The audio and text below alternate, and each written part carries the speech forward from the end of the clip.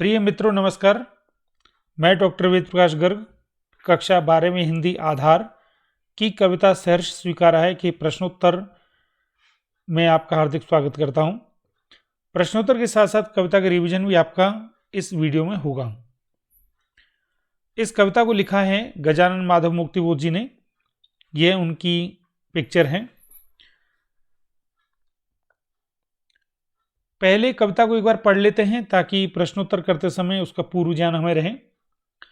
जिंदगी में जो कुछ है, जो भी है, सहर्ष स्वीकारा है, इसलिए कि जो कुछ भी मेरा है वह तुम्हें प्यारा है।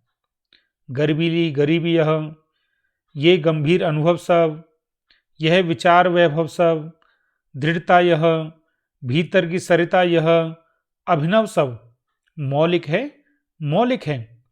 इसलिए कि पल पल में जो कुछ भी जागृत है, अपलक है, संवेदन तुम्हारा है। इस काव्यांश में कवि ने जीवन में दुख सुख, संघर्ष अवसाद, उठापटक को सम्यक भाव से अंगीकार करने की प्रेरणा दी है। दूसरा काव्यांश देखते हैं। जाने क्या रिश्ता है, जाने क्या नाता है, जितना भी उड़ेलता हूं भर भर फिर आता है। दिल में क्या झरना है, मीठे पानी का सोता है। भीतर वह, ऊपर तुम, मुस्काता चांद ज्यों धरती पर रात भर, मुझ पर त्यों तुम्हारा ही खिलता वह चेहरा है। इस काव्यांश में कवि का आंतरिक और बाह्य जगत दोनों उसी के स्नेह से संचालित हैं। किसके स्नेह से? इस कविता में कवि ने जिसको संबोधित किया है। अब वो ये स्पष्ट नहीं है कि किसको संबोधित किया है, माँ है कि प्रियतमा है या सहचरी है। तीसरा काव्यांश देखिए। सचमुच मुझे दंड दो कि भूलूं मैं तुम्हें भूल जाने की।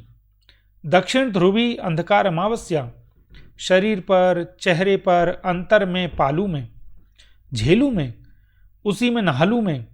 इसलिए कि तुमसे ही परिवेष्टित आच्छादित रहने का रमणीय यह उजेला अब सहा नहीं जाता है, नहीं सहा जाता है। ममता के बादल की मंडराती कोमलता भीतर पिराती है। कमजोर और अक्षम अब हो गई है आत्मा यह। छटपटाती छाती को भवितव्यता डराती है। बहलाती सहलाती आत्मीयता बर्दाश्त नहीं होती है। इस काव्यांश में कवि को संबोध्य द्वारा उसका बहलाना, सहलाना, आत्मीयता और रह रहकर अपनापन जताना सहन नहीं होता है। वह आत्मनिर्भर बनना चाहता है। चौथा काव्यांश देखिए। सचमुच मुझे दंड दो कि हो जाऊं पाताली अंधेरे की गुफाओं में, विवरों में, धुएं के बादलों में बिल्कुल मैं लापता। लापता कि वहां भी तो तुम्हारा ही सहारा है। इसलिए कि जो कुछ भी मेरा है या मेरा जो होता सा लगता है, होता सा संभव है, सभी वह तुम्हारे ही कारण के कार्यों का घेरा है, कार्यों का वैभव है। अब तक तो जिंदगी में जो कुछ था, जो कुछ है, सहर्ष स्वीकारा है, इसलिए कि जो कुछ भी मेरा है वह तुम्हें प्यारा है। इस काव्यांश में कवि के जीवन में जो कुछ भी है या जो कुछ उसे अपना सा लगता है वह सब उसके कारण है। उसकी सत्ता, स्थितियां, भविष्य की उन्नति या अवनति की सभी संभावनाएं प्रियतमा के कारण हैं। अब इसके प्रश्न उत्तर देखते हैं। पहला प्रश्न देखिए, पाठ्य पुस्तक का प्रश्न है। टिप्पणी कीजिए। गर्वीली गरीबी, ये गरीबी शब्द है। भीतर की सरिता, बहलाती सहलाती आत्मीयता, ममता के बादल, इस पर टिप्पणी कीजिए। तो इसका उत्तर है गर्वीली गरीबी। इससे तात्पर्य है कि गरीबी में भी स्वाभिमान को बचाए रखना, किसी के आगे हाथ नहीं फैलाना, अपने को दीन रूप में प्रस्तुत न करना, अपने कर्म पर विश्वास करना। भीतर की सरिता से अभिप्राय है मानवीय संवेदना। जिस व्यक्ति के मन में संवेदनाओं की नदी नहीं होगी वह मानव हो ही नहीं सकता। वह तो स्वार्थी और अहंकारी होगा। बहलाती सहलाती आत्मीयता, इसमें कवि कहता है कि सर्वहारा वर्ग के प्रति मेरी सहानुभूति ही मुझे बहलाती और सहलाती है कि मैं स्वार्थी न बने। इसी सहानुभूति ने मुझे इस वर्ग से जोड़ रखा है। ममता के बादल, इससे कवि का तात्पर्य है कि मेरे मन में ममता रूपी बादल उमड़ते हैं। इन्हीं के कारण मेरा मन सर्वहारा वर्ग से जुड़े रहना चाहता है। तो ये जो मैंने अलग अलग रंग कर रखे हैं ये इसलिए है कि गर्वीली गरीबी का अर्थ, भीतर की सरिता का अर्थ, बहलाती सहलाती आत्मीयता का अर्थ और ममता के बादल का अर्थ। दूसरा प्रश्न देखिए, इस कविता में और भी टिप्पणी योग्य पद प्रयोग हैं। ऐसे किसी एक प्रयोग का अपनी ओर से उल्लेख करके उस पर टिप्पणी करें। तो उत्तर देखिए, इस कविता में अनेक पद टिप्पणी योग्य हैं। ऐसे ही एक पद है, दिल में क्या झरना है। इसका अर्थ यह है कि जिस प्रकार झरने में चारों तरफ की पहाड़ियों से पानी इकट्ठा हो जाता है, उसे आप जितना चाहें खाली करने का प्रयास करें वह खाली नहीं होता। यह झरना पर्वत या पहाड़ी के दिल के पानी से बनता है। उसी प्रकार कवि के हृदय में भी प्रियतमा के प्रति स्नेह उमड़ता है। वह बार बार अपनी भावना व्यक्त करता है, परंतु भावनाएं कम होने के बजाय और अधिक उमड़कर आ जाती हैं। कवि कहना चाहता है कि उसके मन में प्रियतमा के प्रति अत्यधिक प्रेम है। वह झरने के समान है जो कभी समाप्त नहीं होता है। इसी में प्रश्न है कि इस पद्यांश के आधार पर प्रश्न है, पद्यांश ये है कि जाने क्या रिश्ता है, जाने क्या नाता है, जितना भी उड़ेलता हूं भर भर फिर आता है। दिल में क्या झरना है, मीठे पानी का सोता है, भीतर वह ऊपर तुम, मुझ पर त्यों तुम्हारा ही खिलता हुआ चेहरा है। तो उपयुक्त पंक्तियों की व्याख्या करते हुए ये बताइए कि यहाँ चांद की तरह आत्मा पर झुका चेहरा भूलकर अंधकार अमावस्या में नहाने की बात क्यों कही गई है। अर्थात एक तरफ कवि ये कहता है कि उनका चेहरे से वो प्रकाशित होते हैं, दूसरी तरफ वो ये कह रहे हैं कि अंधकार अमावस्या में खोना चाहते हैं। तो ये क्यों? तो कवि सर्वहारा वर्ग के दुख देखकर परेशान हो गया है। उनके अंतहीन दुखों से अब दुख देते हैं। इस कारण वह चाहता है कि किसी तरह इनसे मुक्ति पा ली जाए। वह इन दुखों को उसी तरह भूल जाना चाहता है जिस प्रकार दक्षिण ध्रुवीय अमावस्या में चांद दिखाई नहीं देता है। कवि कहता है कि चांद भी तभी दिखाई देना बंद करता है जब वह बादलों से ढक जाए। इसी तरह मैं भी तभी इस वर्ग से दूर हो जाऊंगा जब मैं स्वार्थी बन जाऊंगा। तुम्हें भूल जाने की दक्षिण ध्रुवीय अंधकार अमावस्या, शरीर पर, चेहरे पर, अंतर में पालू में, झेलू में, उसी में नहालू में, इसलिए कि तुमसे ही परिवेष्टित आच्छादित रहने का रमणीय उजेला अब सहा नहीं जाता। अब इस पद्यांश पर 4 प्रश्न निकालें। पहला, यहां अंधकार अमावस्या के लिए क्या विशेषण प्रयोग किया है और उससे विशेष्य में क्या अर्थ जुड़ता है। तो इसका देखिए उत्तर है, यहां अंधकार अमावस्या के लिए दक्षिण ध्रुवी विशेषण का इस्तेमाल किया है। साउथ पोल वाला अंधकार, वहां भी अमावस्या का। इसके प्रयोग से अंधकार का घनत्व और अधिक बढ़ जाता है। दूसरा प्रश्न है, कवि ने व्यक्तिगत संदर्भ में किस स्थिति को अमावस्या कहा है। तो यहां देखिए, कवि व्यक्तिगत संदर्भ में अंधकार को अपने शरीर और हृदय में बसा लेना चाहता है ताकि वह प्रियतमा के स्नेह से स्वयं को दूर कर सके। वह एकाकी जीवन जीना चाहता है, इसे ही उसने अमावस्या कहा है। अब यहां पर थोड़ा ध्यान दें, जिस प्रकार से अत्यधिक उजेला व्यक्ति की आंखों को चौंधिया देता है, उसी प्रकार से उसके संबोध्य का जो अतिरिक्त प्रेम है उससे कवि परेशान हो गया है। वो चाहता है कि मैं उसको भूल जाऊं। तीसरा इसमें ग है, इस स्थिति से ठीक विपरीत वाले शब्द का व्याख्या पूर्वक उल्लेख करें। तो इस स्थिति में ठीक विपरीत रहने वाली स्थिति निम्नलिखित है। क्या? तुमसे ही परिवेशित आच्छादित रहने का रमणीय यह उजेला, यह अमावस्या का विलोम है। कवि ने प्रियतमा की आभा से सदैव घिरे रहने की स्थिति को उजाले के रूप में व्यक्त किया है। उजाला मनुष्य को मार्ग दिखाता है, इसी तरह प्रिया का स्नेह रूपी उजाला उसे जीवन पथ पर चलने के लिए प्रोत्साहित करता है।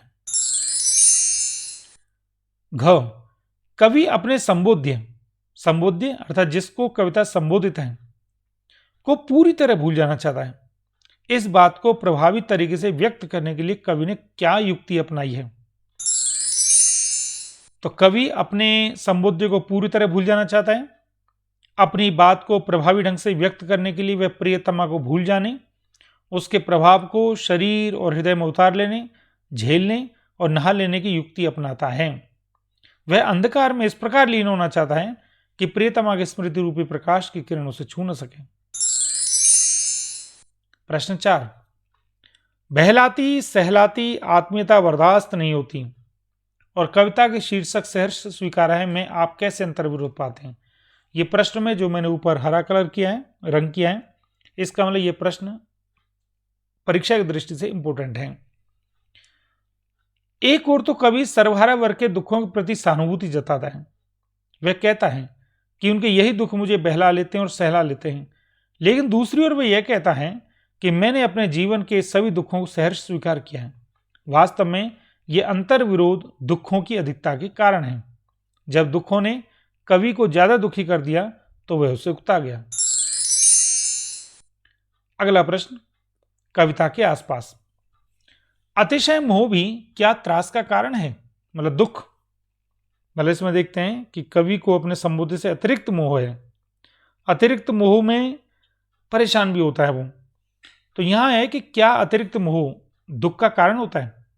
जैसे मां का दूध छूटने का कष्ट एक जरूरी कष्ट है, वैसे ही आप और भी कष्टों की सूची बनाएं। तो उसका उत्तर क्या है, वास्तव में कई कष्ट मानव को झेलने जरूरी होते हैं। मनुष्य संवेदना के कारण ये कष्ट झेलता है। जब किसी से आत्मीय लगाव हो जाए तो इस प्रकार के कष्ट होने स्वाभाविक है। हमारा संबंध कईयों से होता है। प्रत्येक व्यक्ति एक ही समय में कई रिश्तों को निभाता है, इसलिए वह इन जरूरी कष्टों को भोगता है। ऐसे कष्टों की सूची इस प्रकार है, जैसे बेटी की विदाई का कष्ट, अब वो जरूरी है, दुख भी होता है। माँ बाप के बिछुड़ने का कष्ट, भाई बेटा बेटी के बिछुड़ने का कष्ट, स्कूल जाने के कारण परिवार वालों से दूर होने का कष्ट। ये प्रश्न परीक्षा की दृष्टि से उपयोगी नहीं है। मैं फिर भी इन प्रश्नों को करा रहा हूं क्योंकि ये सारे प्रश्न पाठ्यपुस्तक में हैं। प्रेरणा शब्द पर सोचिए और उसके महत्व पर प्रकाश डालते हुए जीवन के वे प्रसंग याद कीजिए जब माता पिता दीदी भैया शिक्षक या कोई महापुरुष या महानारी आपके अंधेरे के क्षणों में प्रकाश भर गए हों। तो इसको आप खुद करेंगे कि उस घटना को लिखेंगे या उस प्रसंग को लिखेंगे जिसमें किसी व्यक्ति ने आपके जीवन में प्रकाश भरा हो। अगला प्रश्न, भय शब्द पर सोचिए। सोचिए कि मन में किन किन चीजों का भय बैठा है, उससे निपटने के लिए आप क्या करते हैं और कवि की मनस्थिति से अपनी मनस्थिति की तुलना कीजिए। तो उत्तर, मेरे मन में केवल इस चीज का भय है कि शोषक लोग कब तक शोषण करते रहेंगे। क्या इनका यह क्रूर चक्र कभी चलना बंद होगा। इस भय को दूर करने के लिए मेरी सहानुभूति उन लोगों के साथ हमेशा रही है जो शोषण सहते हैं। उन्हें किसी न किसी तरीके से इस शोषण से मुक्ति दिलाने का प्रयास करता हूं। कवि की मनस्थिति मेरी ही मनस्थिति है। जो कुछ कवि सोचता है ठीक मैं भी वैसा ही सोचता हूं। कवि कहता है कि किसी तरह सर्वहारा वर्ग के कष्ट दूर हो जाएं, वे भी अपने कष्टों से मुक्त हो जाएं, उन्हें पूंजीपति तंग न करें। मेरी सोच भी कवि की तरह है। अब कुछ अन्य प्रश्न हैं, ये पाठ्य पुस्तक में नहीं है लेकिन मुझे लगा ये महत्वपूर्ण है। कवि ने जीवन में ऐसा क्या क्या किया जिसे उसने सहर्ष स्वीकार किया। तो उत्तर, कवि ने जीवन की सुख दुख की अनुभूतियों को सहर्ष स्वीकार किया है। उसके पास गर्वीली गरीबी है, जीवन के गहरे अनुभव हैं, विचारों का वैभव है, भावनाओं की बहती सरिता है, व्यक्तित्व की दृढ़ता है तथा प्रिय का प्रेम है। ये सब उसकी प्रियतमा को पसंद है, इसलिए उसे ये सब सहर्ष स्वीकार है। मुक्तिबोध की कविता के आधार पर स्पष्ट कीजिए कि कवि ने किसे सहर्ष स्वीकार किया था। आगे चलकर वह उसी को क्यों भूलना चाहता है। तो उत्तर है, कवि ने अपने जीवन में सुखद दुखद कटु मधुर व्यक्तित्व की दृढ़ता और मीठे तीखे अनुभव आदि को सहर्ष स्वीकारा है, क्योंकि वह इन सब को अपनी प्रियतमा के साथ जुड़ा पाता है।